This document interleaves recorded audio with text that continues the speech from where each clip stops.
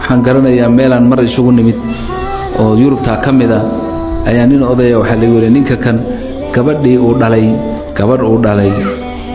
ayaa gaaladu ka qaadatay bal u soo ducay ninkii odayga ahaaba hadlay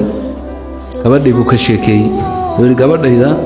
waa lagu faani jiray magaalada oo dhan xijaabkeeda iyo quruxdeeda mar qoroon bay isbedeshay gaaladii waxay ku tiraan dharkan waa lagu qasbaa خلاص gaaladii mar hadii saas ay ku tiri waaba la kaxaystay waa la iga kaxeeyay muddo waxa la yiri ma arki kartid kadibna iskala iskuulkii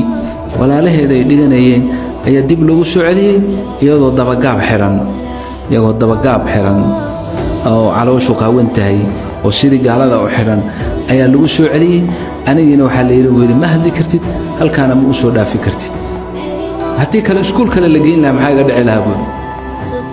ninkii duq ahaa inta markuu ka sheekeynayay ayuu iska ooyay wasayn kari waay iska ooyay ma garan macnaha waxaan ka wada ilaahay waxaan ka baryaynaa dadku hadda waaba la faafiyaa warkane hadii ilaahay subhanahu wa ta'ala isagana gabadhiisi u soo celiyo baan ilaahay uga baryaynaa haday soo noqotayna ilaahay hidaayo hanuun siiyo sheekadaasi way badan tahay aad bay u badan tahay macnaha in khawf iyo cabsi idin ku jiro waa daruuri oo aydan isdhiganin oo diintaada ku mintidid oo ilmahaaga naftirkooda dhaqanka aad kula dhaqmaysa hadda aad wax ka bedesho xijaabkan ay xiranayaan iyo mahabbatan lillahi aad u dareensiisid ilaahay jacaylkiisa in arintan ay u sameynayaan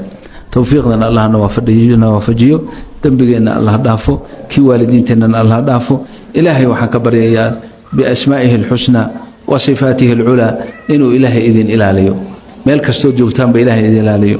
intiina joogtana Allah ilaaliyo inta sii socota ee dibadda u dhoofeysana ilaahay ha ilaaliyo kuwa dibadda nooga maqana Allah ilaaliyo kuwa caruurtoodu laga qaatay ilaahay u soo celiyo ilaahay waxaan ka baryaa hooyo kaste oo miskiina oo ilmaheedii gaaladu intay ka qaateen baroor la fadhida in ilaahay qalbigeeda ka farxiyo ilmaheeda ilaahay u soo celiyo ayaan ilaahay ka baryaynaa inna waliyu dhalika wal qadiru alayhi hooyo kaste oo ilmaheedii ka halaabeen oo duur kaga jiraan Allah ilmaheeda u soo hanuuniyo ilaahay waxaan ka baryaynaa kulligeen wiilal iyo gabdhaba Allah noo hanuuniyo